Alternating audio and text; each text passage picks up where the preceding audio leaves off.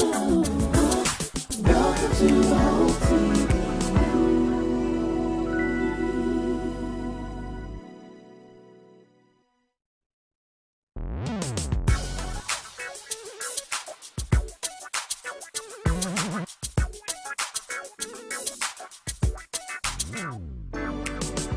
What you're looking for, you can find it here on the Hope TV.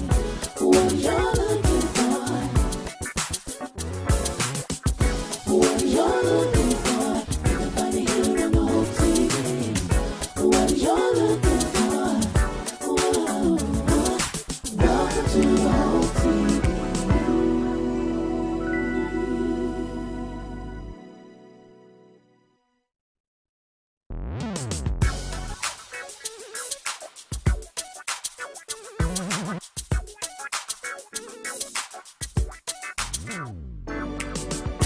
What you're looking for, you can find it here on the Hope TV. What you're looking for, what you're looking for, you can find it here on the Hope TV. What you're looking for, whoa, welcome to the Hope TV. What you're looking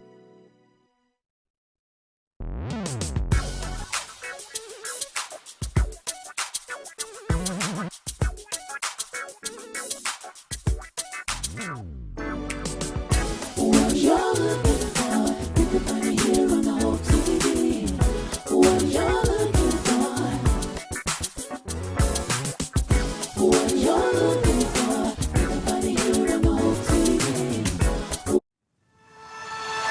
Lover, don't you want to get down, down, down, down? Lover, don't you want to get down, down, down, down? Lover, don't you want to get down, down, down, down? Lover, don't you want to get down, down, down, down? And I can make you wanna say, I'ma turn it up and then I'm gonna take it back. I can make you wanna go, never make it out. You never figure it out. Hello, Lover, don't you want to get down, down, down, down? Lover, don't you want to get down, down, down, down?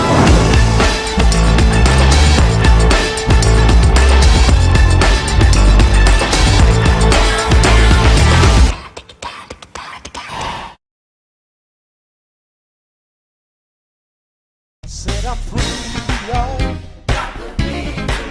Set up free, y'all. Set up free, y'all. Yes, I am. Set up free, y'all. Set up free, y'all. Set up free, y'all. Ooh. Yes, I am.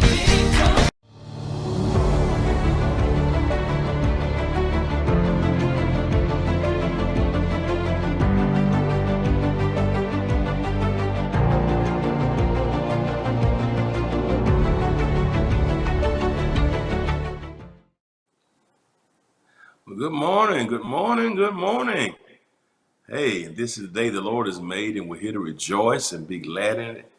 I'm so excited and so ecstatic that you've tuned in to the Hope TV to get another daily dose of hope. So excited to have you here with us here at Hope TV, where our aim is to present entertaining faith. And so we count it a privilege and an honor and a blessing, really, that you take time out of your busy Fridays to share with us here today at Hope TV. We try to bring inspiration daily and entertaining faith. And so I appreciate you for being a part. It's exciting. It really is that we have a privilege just to exchange in a world that desperately needs hope, that desperately needs inspiration. I count it a joy, really, and an honor that you be tuned in today. And so thank you, everybody who's tuned in, everybody who's tuned in. Blessings to you, and I pray that you're well. Listen, we made it to the last Friday of January already. I mean, man, it seems that we just brought the new year in, and here we already made it to the last Friday, and that's exciting. And I'm thankful to all of you um, who just been surviving and making it and getting through the difficult moments. And we're here and right on the brink of another month, getting ready to enter into month number 2 of 2022. And certainly that's a privilege and a blessing. So I'm thankful to all of you who've been rolling and rocking with us here at Hope TV. And we're here for Morning Dew and Deeper Dive Tuesdays, Thursdays, and Friday. Of course, today's Deeper Dive. So we're going to close this Friday, the last Friday, out with a Deeper Dive. And I want you to drop me a line and let me know the city and the state and the country from whence you're viewing. We take your viewership very, very seriously here. So I want to hear from you. Drop me a line. Y'all go ahead and drop a line. Let me know the city. Let me know the state. Let me know the country. We thank you so very much. Blessings to you, Tina, from Fort Valley, Georgia. Appreciate your viewership and your consistent support. Drop us a line. Let us know the city and state and country.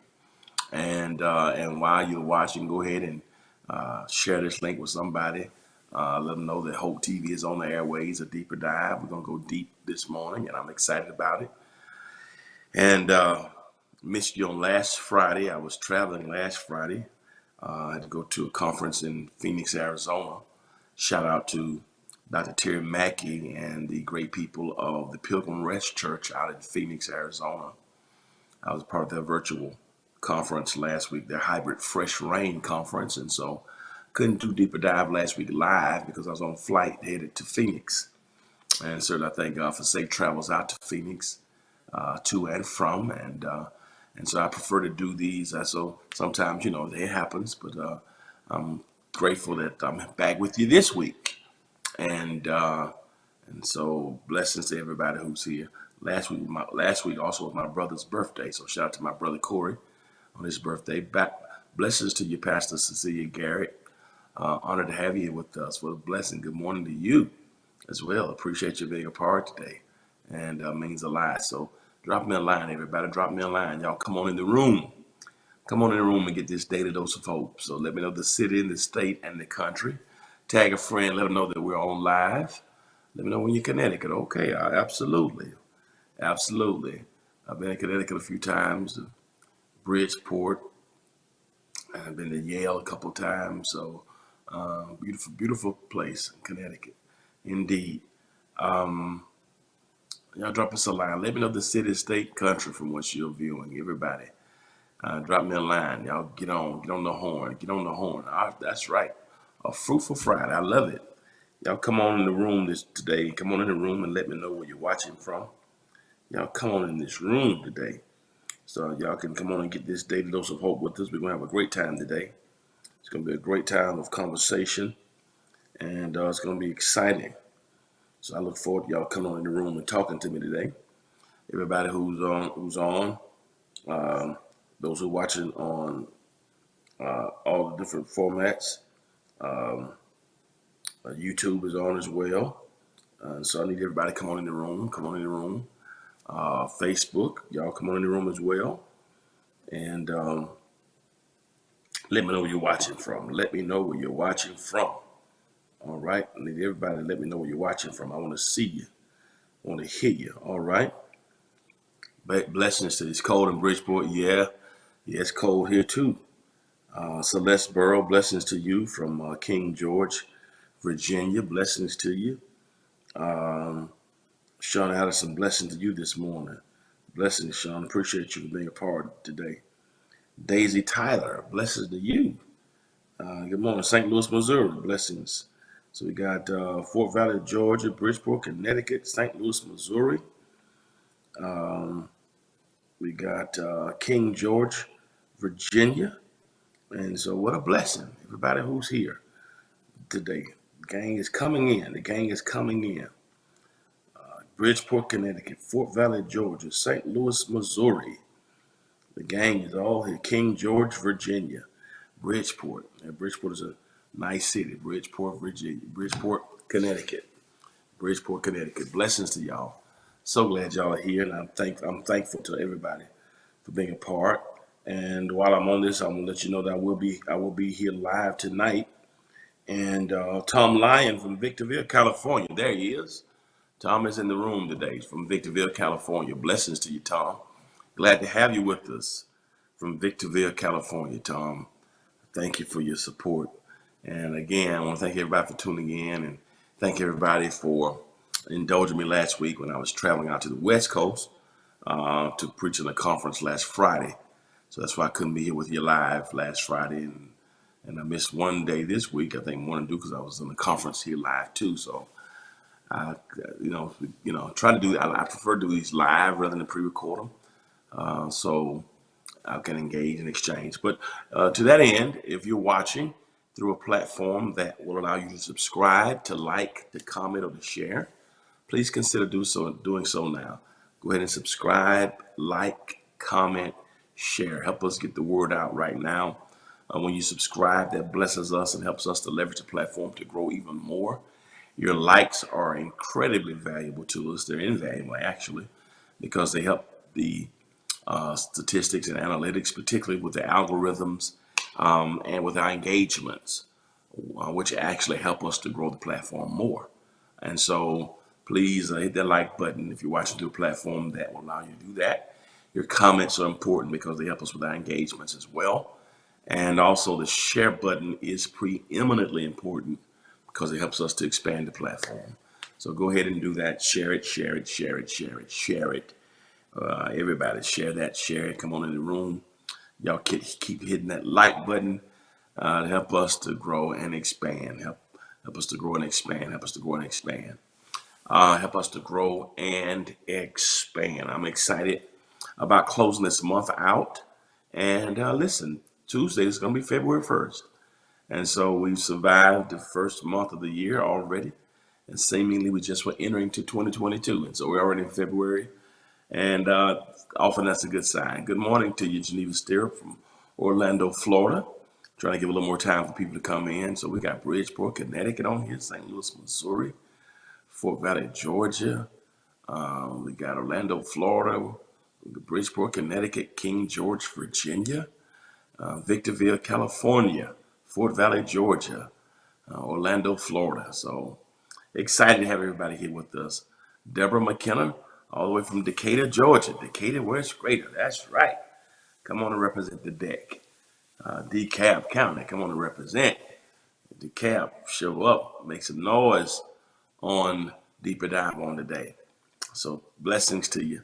Blessings to everybody who's representing Georgia. It's exciting to see it expand and see it grow to different space.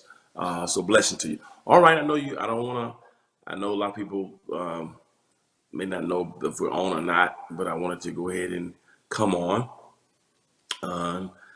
This is Deeper Dive. This is our normal, regular scheduled time. And of course, I was absent last week. I thank you for indulging me in pardon my absence. But of course, I was doing work and on a flight.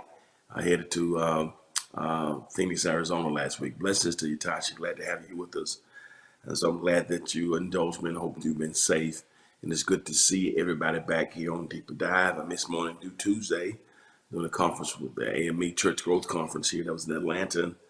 I had to do a panel. I had to do a lecture and preach to them. So pardon me again. And so I just prefer to do these lives. All right. Coming in through Georgia. Okay, Pastor Garrett, I'm going to be looking for you.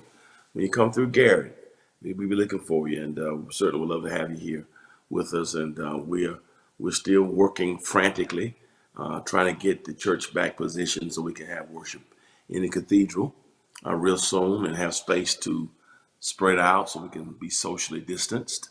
So we're still working on that, and hopefully, well, thank you, Adrian. I appreciate it. So we're working on it. Spent all day there yesterday working through some technical things that have been problematic in the past. So trying to get it together, and we're almost there. We want to get back, of course, with this Omicron variant. The numbers are subsiding slightly, and we'll be able to get back shortly. But we're just gonna have to get back when we have space. We can spread it out. I don't want people to be on top of each other. I'm just real kind of almost claustrophobic now when it comes to this Delta variant. You know, it's almost like you wear a mask that says if you can read this mask, that means you're too close to me. You know. But anyway, y'all pray for me. He's not through with me yet. I just, I'm just real kind of funny and finicky about that, you know. So the saints, we want to get kind of be close to you sometimes. So we're looking forward to getting back into the cathedral. We're doing incredible work there, and it's going to be amazing. We're almost done with the main things we have to do. They're still working on the AC units, uh, installing them next week, and so hopefully we'll be back in a few weeks when they finish with the AC install. We got to do the back part of the flooring of the cathedral, of the back hallway, and then we should be in pretty good shape to get back. Still double digits in Florida. Oh my goodness, yeah, our numbers they're not good here. Subsided a little bit, but we're hoping that maybe by March we'll be in a position, but we're still watching it. We want to be positioned. I want to be ready to go back the 1st of February. Of course, that's not going to work, but we're looking maybe to go back in March. But again, we're still watching the numbers, but we can't go back to our atrium. We got to go back in the cathedral when we go back, so we have room to spread out, so people can be 6 feet apart. And so we're doing everything we can to keep people safe. And so we need your prayers. We need your prayers. Pray for us here. Pray for your pastors everywhere. We're trying to make the decision. Some have already gone back and they've done well, and but I've been very, very cautious here. And we did a taping a few weeks ago, back at the end of last year, and a few people ended up with the COVID variant, and so that just like, well, we need to shut this down for a minute because 4 or 5 people on the team ended up with COVID, and one person contracted it, brought up to one of our recordings, our productions, and so I just don't like that. I don't like. So pray for us. Thank you, Pastor Gary. I appreciate it. So we can. I don't like that. I don't want to be a super spreader event. So, and people not taking it seriously. Put the mask on. I'm tired of it too. And yeah, somebody said we're gonna all look like raccoons when we take these masks off, perhaps, but at least we'll be some safe and alive raccoons. So if your face is discolored through the mask when you come through it, just go to Florida and sit in the sun all day, right? Yeah, that's right. You can read my mask. You're too close. You can read what's on. That's what I'm going to. I'm gonna write something on this. If you can read this on this mask, you're too close. I'm gonna write it. I'm gonna write it on my mask when we go back. All right. I wore 2 masks on the plane last week. I had gloves on, looking like Michael Jackson too. So, but anyway, thank you everybody for everybody. I want to get into our lesson for today. We've been talking about God, and we talked about Thomas Aquinas. Absolutely, we got to wear it properly. People are tired of it, but we're still in the pandemic. It's a lot of things we don't like to do, but you just got to do them, right? All right, just to stay safe. All right, many of us don't like going to the dentist, but you need to do it, right? I don't like some of the things I do, and I have to go get my exams now, but you got to do it, right? So it's just a part of it. All right. Um, we talked about proofs of God's existence in our last time sharing, and today we're talking about. I want to talk about the knowing God and the revelation of God, and how can God be known. And so that's going to be our lesson today. It's kind of it piggybacks somewhat on the proofs. We talked about we talked about nature last week. We talked about the cosmological argument, the teleological argument um, of Aquinas. That's what we talked about. And knowing God through nature. We talked about that. Cosmology.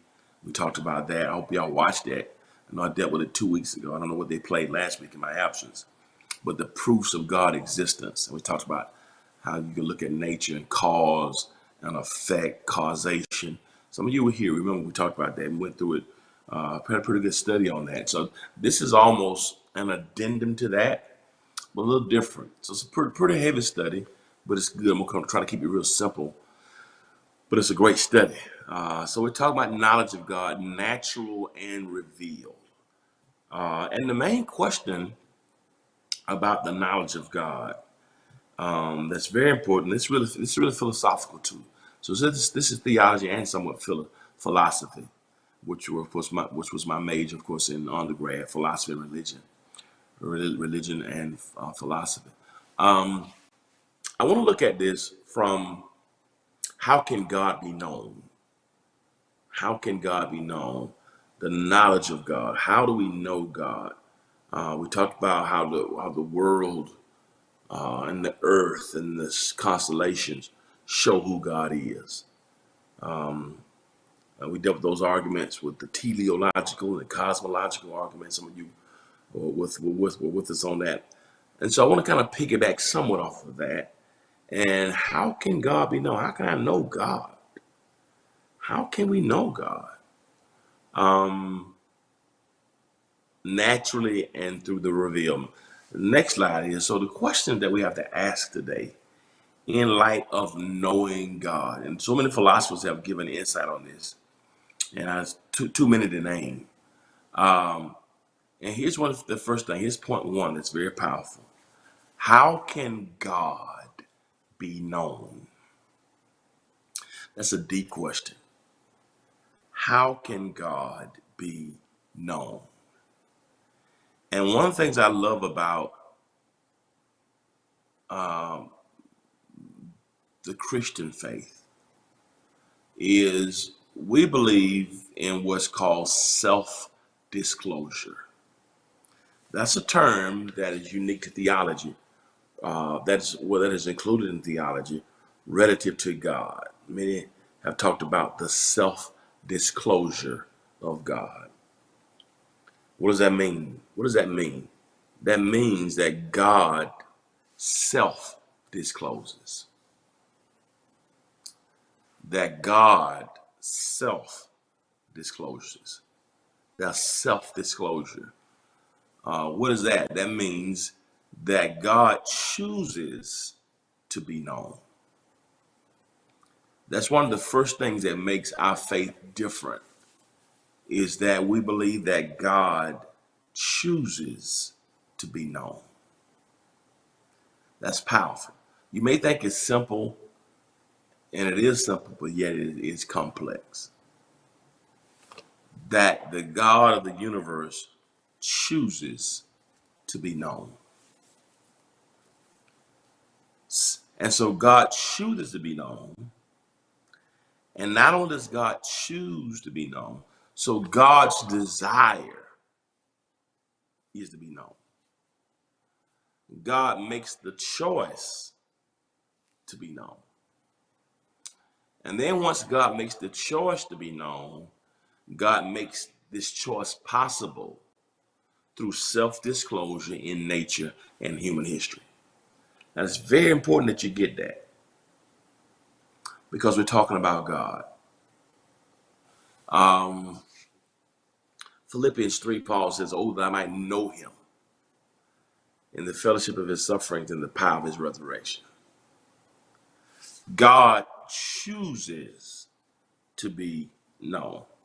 Now, I want to deal with that because God, the question we got to ask ourselves is,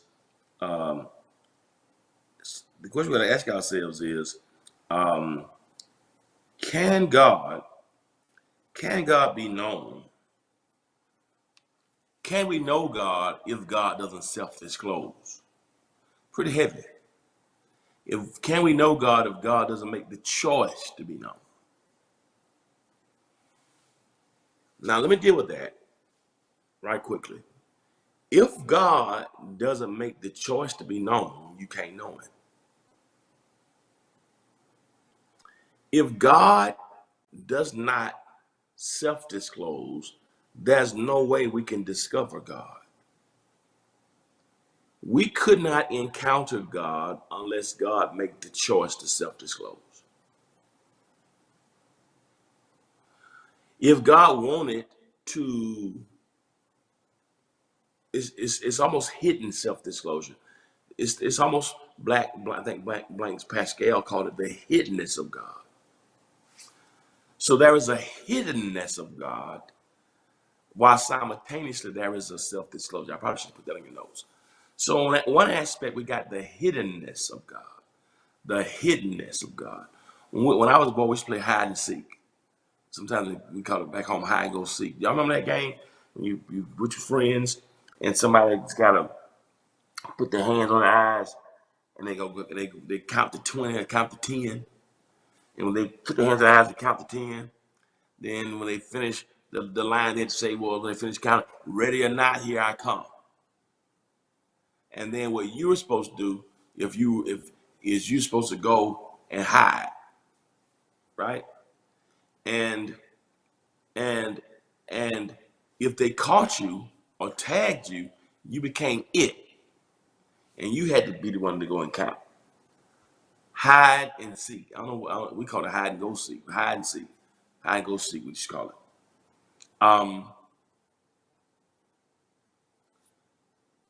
God is not the one. Good morning, Maddie from Opelika, Alabama. God is not telling you to close your eyes and I'm gonna go running from you to hide from you. That's hiddenness of God. Because if God chose, listen carefully, if God chose to remain hidden, there's nothing you and I can do to know him.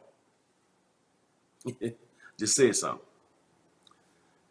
If God does not choose to self-disclose, God will remain in perpetual hiddenness. I don't care who you are, or what you think. Even though I think humanity was created with an inclining to worship God, if the God of the universe decided to stay hidden, remain hidden, there's nothing that you and I could do to know him. I think one of the blessings that we don't think about from a philosophical perspective is we don't think enough about the reality that God chose to self-disclose. That God chose to self-disclose. That God chose to be known. Woo! You ever thought about where we'd be if God didn't make himself known? His presence. So again, I want you to think about the small things and be grateful. The very fact that God self-disclosed is a major blessing. So that's the first way. You can't talk about knowing God or how can God be known without dealing with the reality of self-disclosure. I'm gonna come back to that in a moment, but I want to hit that because it's very, very important. Now let's go to point 2. I just got 5 quick things to give you on this. All right. Now, here's a theological word I want to give you. We talked about cosmology last week and teleological last week, cosmological argument. This word I'm giving you today is a pretty common word in philosophy and theology. It's a word that's called epistemology. Epistemology. I want you to add that little $3 word to your vocabulary. Absolutely. Thank you, Adrian. He thought of enough of us to self-disclose to us. That's beautiful, Adrian. Isn't that beautiful? It's really philosophical, but it's beautiful. It's beautiful. He thought enough of us to self-disclose to us. Isn't that wonderful? It's just the little things that we don't think about. We just take even knowing God for granted. But philosophically and theologically, you can't even know God if God didn't self-disclose. Right? The self-disclosure of God. I'm moving epistemology, but self-disclosure, it does a couple things. It reminds us of the awesomeness of God. How finite we are. Because I think we take just an understanding of God for granted. The fact that God loved us enough to self-disclose. Yeah, it was for what he is silence, you're right. Yeah, well, God wouldn't speak to him. But without God self-disclosing, we don't know him. Right? Now, here's epistemology. It is a theory of knowledge, and it deals with methods, validity, scope. Okay? Epistemology is the investigation of what distinguishes justified belief from opinion. So we're having an epistemological conversation here. For those who believe in God, that's a matter of epistemology, right? In other words, is your thoughts of God, my thoughts of God, are they opinion or are they or is it justified belief? knowledge, the methods, validity, scope. Epistemology is the investigation of what distinguishes justified belief from opinion. Do you have opinions about God, or is your belief justified? Is that belief justified? Now, people can have opinions about your belief, but I got reasons. I got a justified belief. Okay, it may not be fact to you, but my justification for believing in God, I got justification for believing in God. If somebody asks you, why do you believe in God? The question I would ask you, would you give them opinion, or would you give them a justified belief? How do you justify your belief in God? That's a deep question. If somebody says, do you believe in God? Well, I got an opinion about God. No. How do you justify, say, I know God, God knows me. How do you justify that belief? And I'm not saying you have to justify it to others, but I think to yourself, to ourselves, we need to know, why do I believe in God? What is my belief in God? Upon what justification do I base my belief in God? Is it because of church? Is it because this is how I was brought up? I think a lot of people who say they have belief in God is really opinions. Because sometimes opinions don't have to be justified. People just can say people have an opinion of you. There are people who don't like you, never had a conversation. Sometimes people don't like you because they heard somebody else say something.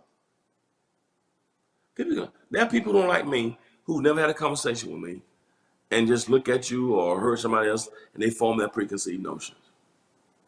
There are people who watch you that you work, and the people who watch you that think you're arrogant, don't know you the most you're humble. You down to earth. They don't know that, but they form opinions without any justification.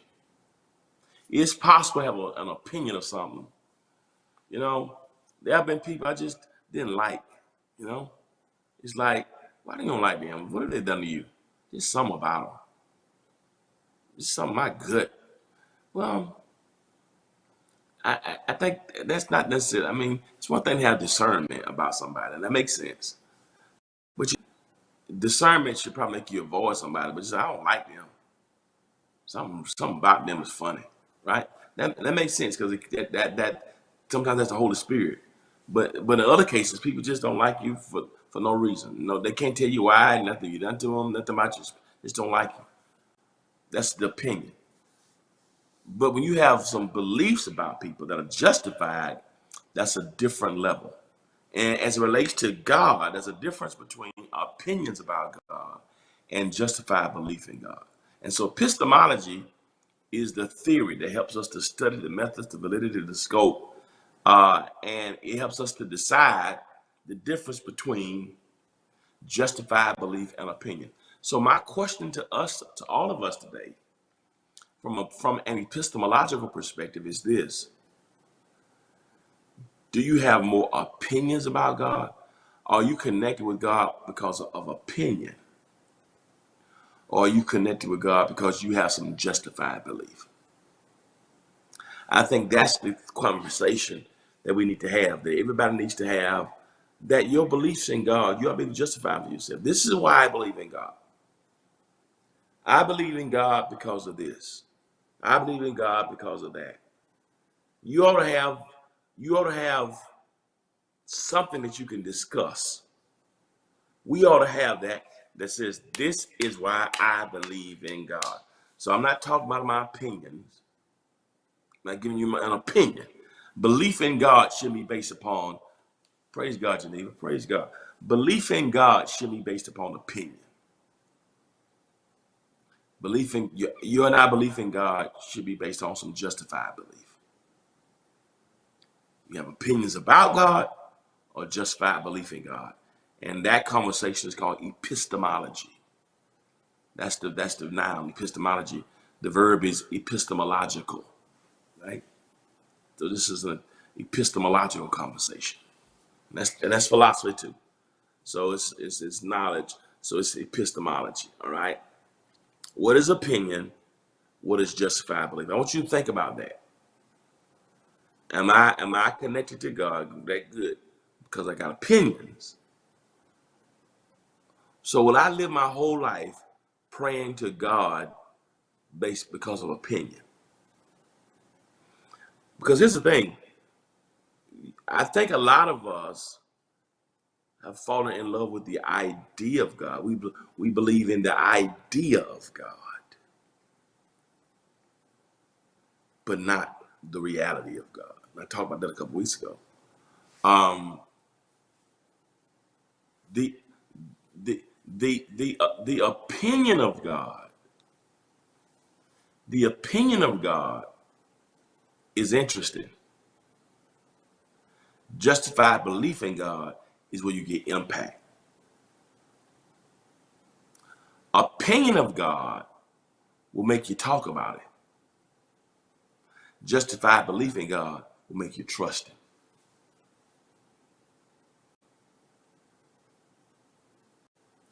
Opinion of God can sometimes make you say hallelujah when you get your way. Justified belief in God will make you hold on when you can't see no way. There's a difference between opinion about God and justified belief in God. And that difference, that scope, that range is called epistemology. And so we're having an epistemological conversation today to challenge us all about God. Am I opinionated about God? Or do I have a justified belief in God? I hear you, Geneva, you preaching. I believe in God because I'm a sinner. He died. Go ahead and preach on this Friday morning. Help yourself. All right? So this is epistemology. I want y'all to get that word. That's an epistemology, an epistemological conversation. All right?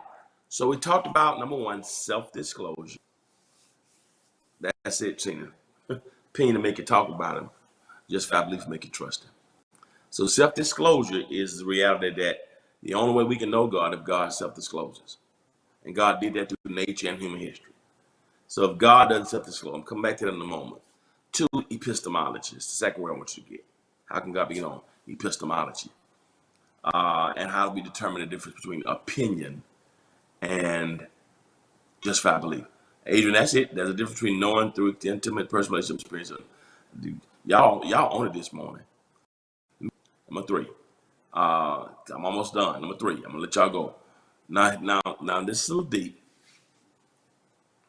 So God self-discloses, which means we can only know God. Bless you, Pastor Garrett.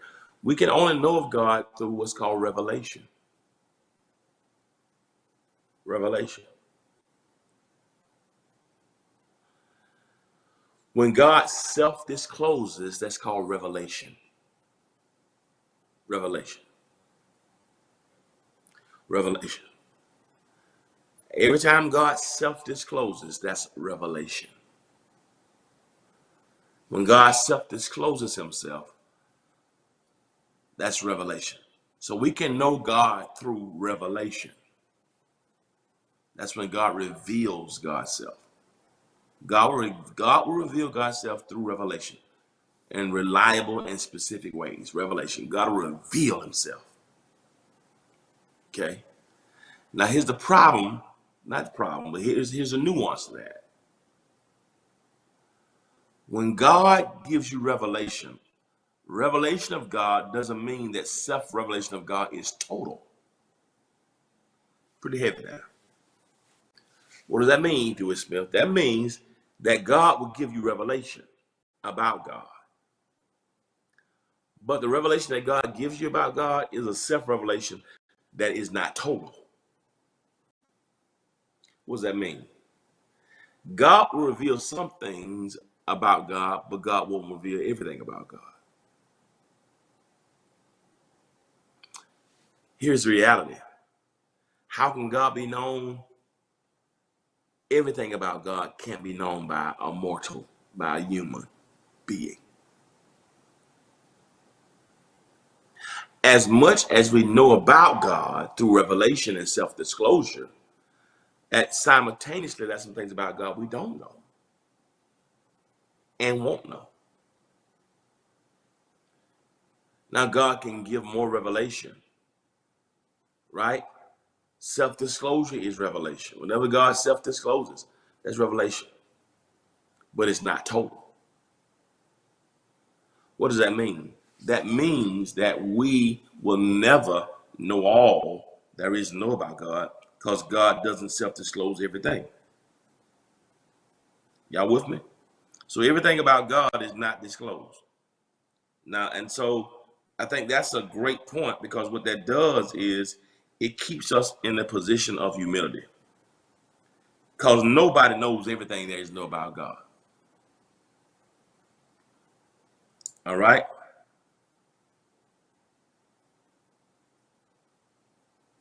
Y'all with me? Y'all with me? So everything about God, we won't know. Okay? God will reveal some things, but God won't reveal everything. All right? I'm going somewhere with this, okay? Y'all with me? God reveals some things of himself and conceal. You got it. You got it, Tina. So self-disclosure, so revelation does not mean self-revelation is total. So don't you ever think that you and I know everything there is to know, because we don't. Let me go number 4 right quick. Put it all together and let y'all go. Hope y'all walking with me? We're talking about knowing God. Because this keeps you humble. This keeps you humble. When you realize, wait a minute, yeah, I'm learning, but that's self-disclosure. But self-disclosure is not total disclosure. I like this. This is a good point. I like to highlight. The revelation of God does not abolish the mystery of God. There's a phrase in Latin called the mysterium tremendum. The mystery of God. What does that mean? The mystery of God. So on one hand, we got revelation. On the other hand, we got mystery. We got revelation. We got mystery. We got revealed. We got concealed.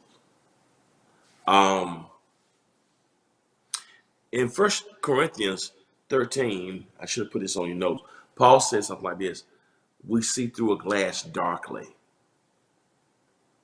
We see through a glass darkly. What does that mean? Paul is saying some things that we can't see. Now, this is the apostle who went to the third heaven and saw stuff was not lawful for him to utter. But he said, behold, we see through a glass darkly. He said we know in part and we prophesy in part. Here's a man who speaks in tongues, who prophesies. He says, but my knowledge is in part. We know in part and we also prophesy in part. So all the stuff that has been revealed to us is still in part. So nobody has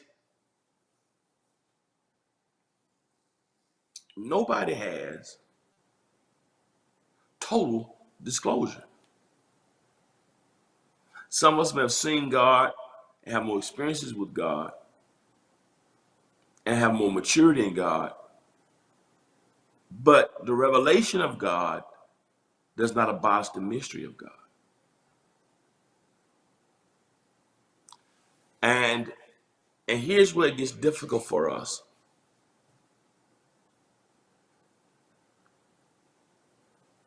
We can shout when there's revelation.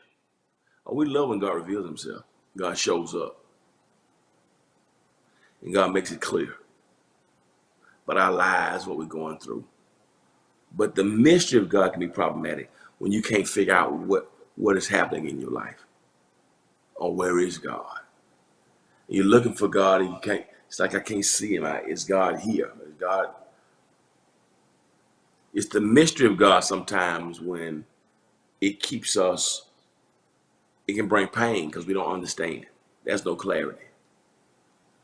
So just because you got revelation does not mean that the mystery You still got mystery. So we have to simultaneously balance the revelation of God and the mystery of God. It's a mysterium tremendum. That both time that the same God who self-discloses is also the same God who, I want to call that part Blaise Pascal called the hiddenness of God. So we have to balance the self-disclosure and hiddenness. Here's what one writer called it, his ways. This is just another way of putting it to you. His ways are not our ways. His thoughts are not our thoughts. That's talking about the hiddenness. Pentateuch says there are some secret things that belong only to God. That's dealing with the mystery, the revelation. I mean, the mystery, the hiddenness of God. Here's another one. 1,000 years in our sight are but as a day in God's sight. That verse is both revelation and mystery at the same time. Our minds are too small, and too finite, and too fallible to contain the totality of self-disclosure. If God wanted to self-disclose everything to us, he couldn't, because we couldn't handle it. Our humanity couldn't handle. That's what in Isaiah chapter 6, in the year the king Uzziah died, I saw the Lord. That's self-disclosure. High and lifted up. That's why I said, in the year the king Uzziah died, I saw the Lord high, lifted up. I saw the Lord, self-disclosure. High and lifted up. Then he says, and his train filled the temple. I saw him, but I only saw the train. You know, when a woman gets married, she has the long dress, and the back, the part that flows in the back is called the train. That's the imagery there. Isaiah says, I didn't see all of them. I didn't see the whole dress. God just put the train, and the train of his glory filled the temple. I couldn't get it all. Just the train. That's the mystery. So it's really self-disclosure and mystery at the same time. He said, I saw him as revelation, but I only saw the train of his glory. I couldn't see all of it. That's mystery. What a beautiful passage. My uncle Uzziah died, and God disclosed himself to me. I saw the Lord for the first time. Self-disclosure. God revealed himself to me when my uncle Uzziah died, but I only could see the train of his glory. I couldn't see all of it. Something about him is still mysterious. God's whole glory couldn't penetrate the temple. The temple itself couldn't contain the totality of his glory. Woo! So even in the house of God, the temple of God, the place where God supposedly resides and inhabits, the temple was too mortal. The temple was too peripheral. The temple was too circumferential to handle the totality of the glory of God. The whole earth is full of his glory, but the whole earth does not contain the magnitude of his glory. That's what the cherubim said in Isaiah. The whole earth is full of his glory. That's it. That's Eddie Touche. I should have known you on here. So we got mystery and revelation at the same time. It's the mysterium tremendum. That's it, Eddie. And the mystery, the revelation is something that brings celebration. The mystery can bring frustration. So Isaiah at one time speaks of both revelation and mystery in the same passage. In the year King Uzziah died, I saw the Lord. That's revelation. High, lifted up, and his train filled the temple. That's mystery. He reveals himself in tragic and death is up. We can't handle all of him. So God will reveal God's self in specific and reliable ways, but it's never all of him, because we only see in part. We only know in part. We only prophesy in part. And now, and it may be frustrating when God doesn't reveal everything, when we can't put an epistemological gauge on it. It may be frustrating, but in the end, it's a blessing. Because when we allow ourselves to be caught in that balance of mystery and revelation, at the end of it all, it's going to bring by adoration, because we allow God to be God. And do you want a God that you can totally contain?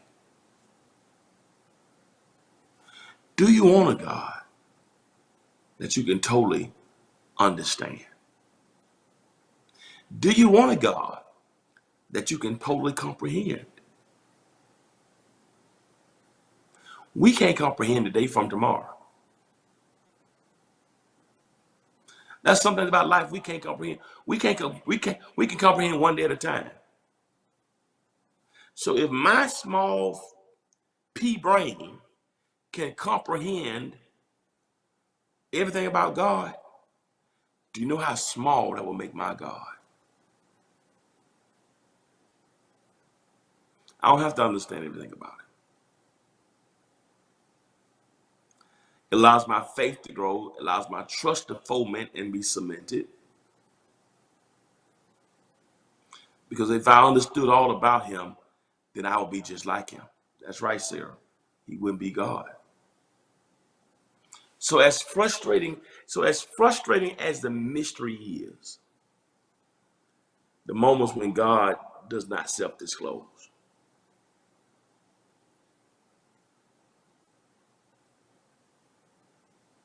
You know, we sing a song. I love this song.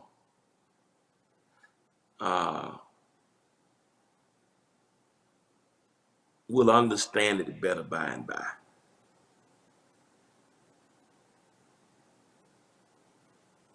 That gives us, you know, an apocalyptic, eschatological hope that when we don't understand, because it's mystery. So that song itself engages mystery. Father alone will know all about it. Father alone will understand why. Cheer up, my brother. Live in the sunshine. We'll understand it by and by. That's the mystery. Even the mystery that's in the Psalms. The mystery that's there. You got it, Tom. The mystery that's there causes the faith. And even in the mystery, we can find solace in some things about God. But here's what I like about that. You know, the question I ask ourselves often is, when we get to glory, will we want to understand it? You know, by and by, when the morning comes, all the saints of God together will tell the story of how we'll understand it better by and by. Will we understand everything we face? I'm not sure when we get there we'll be concerned about understanding back over here. Maybe when we get there, we'll understand why we persevered. But what I do love is the songs don't say him better. We'll understand him. We'll understand. I don't think we'll ever understand him in totality. Him meaning God. Can we understand it? Perhaps. Perhaps. But him, that's mystery. So you got what's called revelation and what Blaise Pascal called the hiddenness of God. It's revelation, it's the mysterium tremendum, it's both. We serve a God of both revelation and mystery. And sometimes we don't know which side of the track God, because the only time we get revelation was when God decides to self-disclose. That means you can be in a relationship or work with somebody and you think it's good, and sometimes revelation is painful. So God will self-disclose, let you know this person ain't no good. And even the severing of that relationship was self-disclosure. It was God revealing himself. God will reveal himself. God will give you revelation about people, about issues. So God showing you a person, who that person is, was really self-disclosure of God. It was revelation. Revelation is not just God popping out the sky and you getting goosebumps. Revelation is God giving you discernment about something. That's revelation.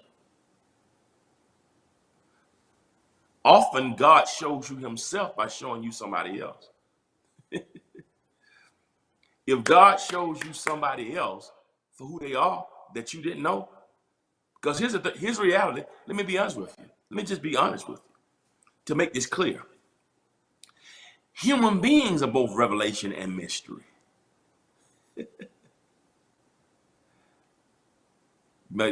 Oh my God, bless you, Pastor Garrett.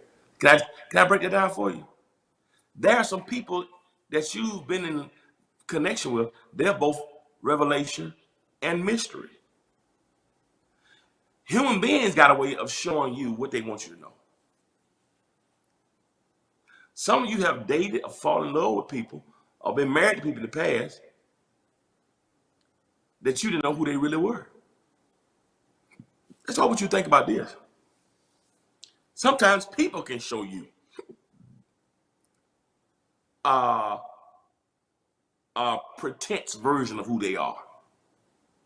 And only through intimacy and time and experience do you realize this is not, you showed me what you want me to see. Right? So even people can be hidden and not show you who they are. They show you the best version of themselves, but not who they authentically are. Think about it. How many folks you thought loved you and had your back only to discover they was betraying you and lying? Why? Because that person was both revelation and mystery. They were both self-disclosure and hiddenness. Folk can hide from you. Folk can lie to you. And when they do that, they do it for sometimes a not so good purpose. So even people are mysterious and have a hiddenness and won't show you all who they are until you get in business or get too deep. So think about that. So if a person can hide themselves from you, then what you think about God? So God is both revelation and mystery at the same time. If you can't figure people out all the time, what makes you think? I'm saying this to us so we'll be less frustrated with God. Because many of us get frustrated when it comes to the mystery. But it's in that mystery that your faith develops. And it's wonderful, as painful as things can be. There have been times I want to go, why? Where are you? I don't see what you're doing in this. But only until I got on the back end that I realized that God is God. And I'm glad God didn't self-disclose. Because I wouldn't have understood it. Because if God did self-disclose everything, it doesn't mean I will understand it. It's for grace to trust you more. So I dealt with self-disclosure, dealt with epistemology, number 3, you got it. God chose me. Epistemology. Number 3 was, I'm almost finished. Go to the next slide, please. Revelation of God doesn't mean revelation does not mean that the self-disclosure of God is total.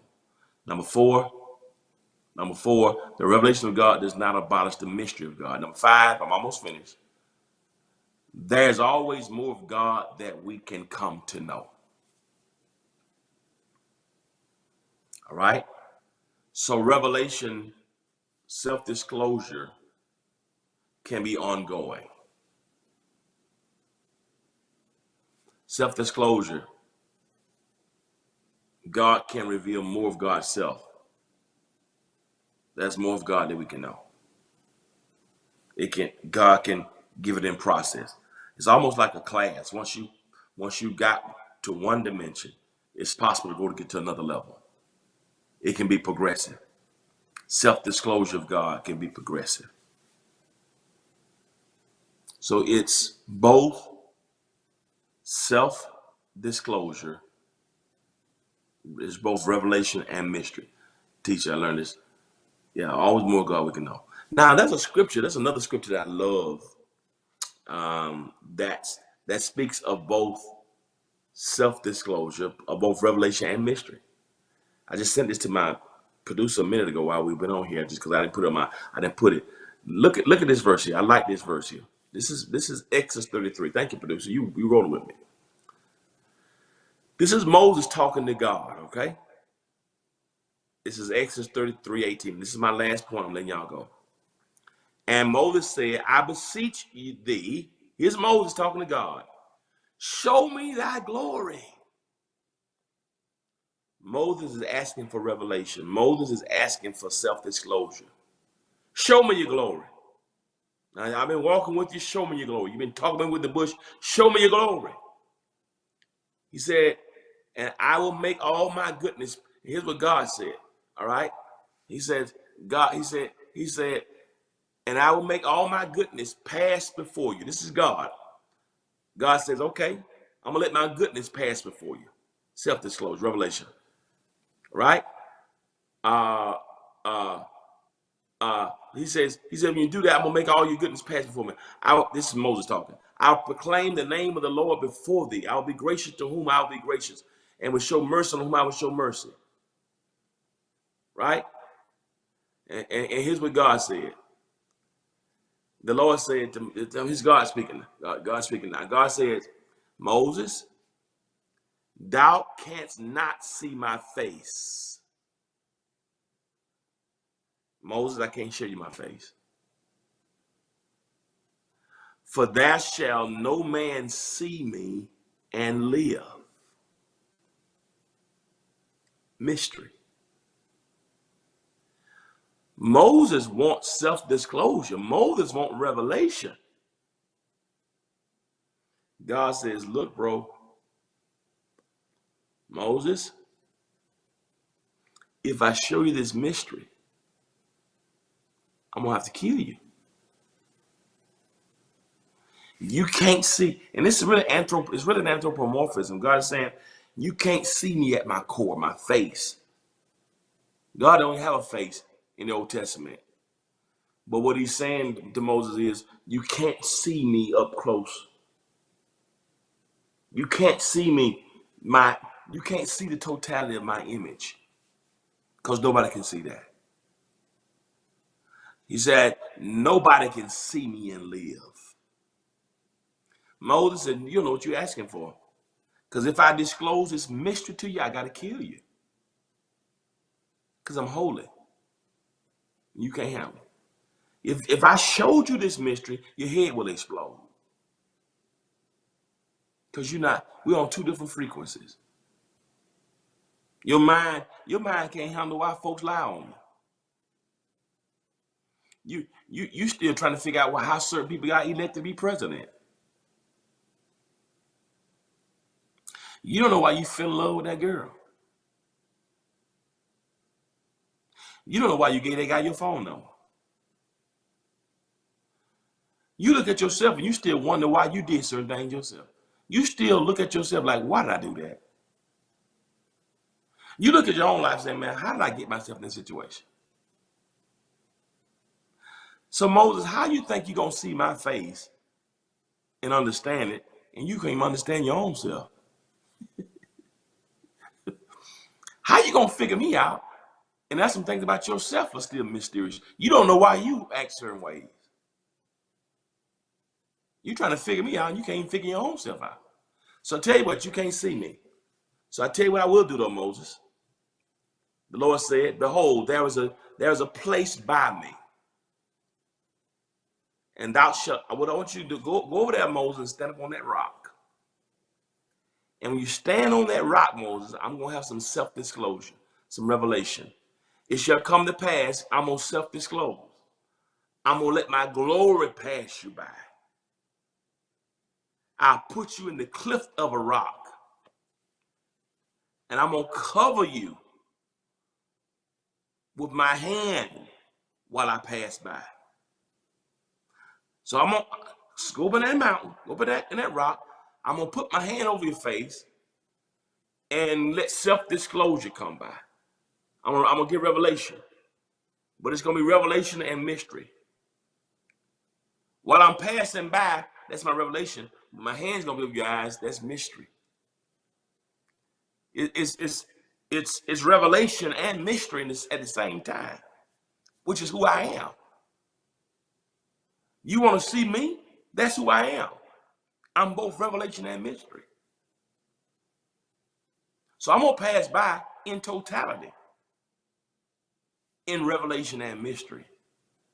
I'm coming by. You'll hear me. Cover your face. You can't see me. That's mystery. And I'll cover you with my hand while I pass by. And then I'm going to take my hand away. And thou shalt see my back parts. I'll show you the train like I did Isaiah. That's revelation. But my face shall not be seen. That's mystery. So Moses, I'm going to come by you. But I'm going to cover your face. That's mystery. When my glories pass you by, I'll move my hand. You can see my hinder parts, my back part. I'll let you see the back, the train, like I did Isaiah. The train of my glory fill the temple. But you can't see me in totality. I'll show you enough. And what I show you will be enough that you can depend on. Woo! I'll give you enough that'll help you stay in there and finish strong. I'll give you enough of me. I'll show you enough to convince you. And I give you enough so you can hold on. I thank God that God has given you enough. He's given you enough experiences so you can trust him. He's given you enough time with him so you can hang on. He's revealed himself in moments when you were low and he brought you out and provided. He didn't show you everything, but he gave you enough. And the enoughness of God is all you need. Not the totality of revelation, but his enoughness. God is a God of both self-disclosure and hiddenness, of revelation and mystery.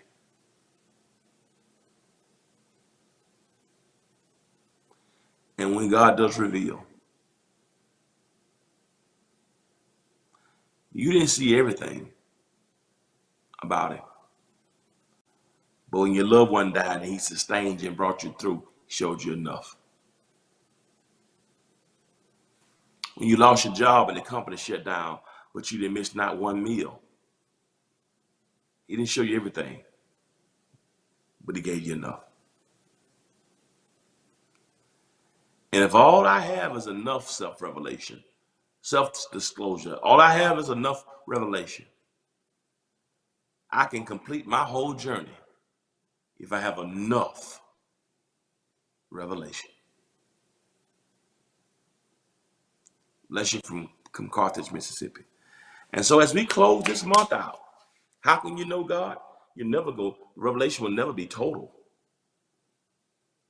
Because it's always going to involve mystery. And mystery can be frustrating. But thank God for his enoughness. I know enough of him. I've seen enough. I've seen God do enough.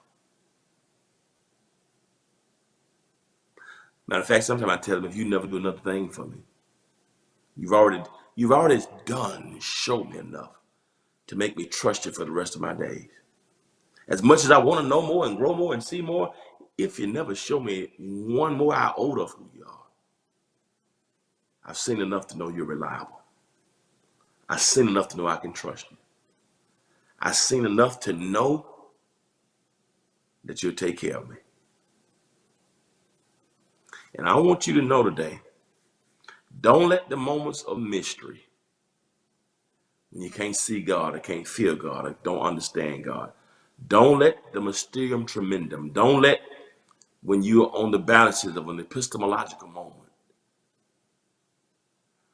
don't allow the mystery and the pain of a moment to make you forget the moments that God has self-disclosed. And the innumerable times that God has given you revelation about him, about people, about yourself. So God is both revelation and mystery, self-disclosure, and Blanche Pascal, hiddenness of God. So as we navigate self-disclosure of God and hiddenness of God, somewhere in the middle, you can find peace. I know enough. So old folks said, you can't make me doubt it. I know too much about it. The old folks never said, you can't make me doubt him because I know everything about him. I know too much about him. I got too much revelation to allow the mysteries to make me turn my back on him. You can't make me doubt him. I know too much about him. That's epistemological there. That is the reality. There are mysteries. But the self-revelation and the self-disclosure and the revelation has given me enough that I can handle whatever's mysterious. Asking for revelation. Moses did. That's it. Know too much about it. He may not show me everything. He won't show me everything, and I'm glad he won't. Because he has to kill me if he does. Because nobody's seen his face and lives, he said. I'm going to show you enough to trust me. I'm going to show you enough to know I got you. I've already looked at your future. So you follow me. Just trust me. Stop trying to see the whole picture because you can't. Stop trying to figure everybody out because you can't. You can't figure your own self out. Lord, I can't tell you the time I looked at myself and said, why did I do that? Why did I do that? How did I get myself in this situation? Right now, I'm looking at myself and I look back over my life and I'm still trying to figure out now, what was I thinking? What is wrong with me? How in the world did I not see it?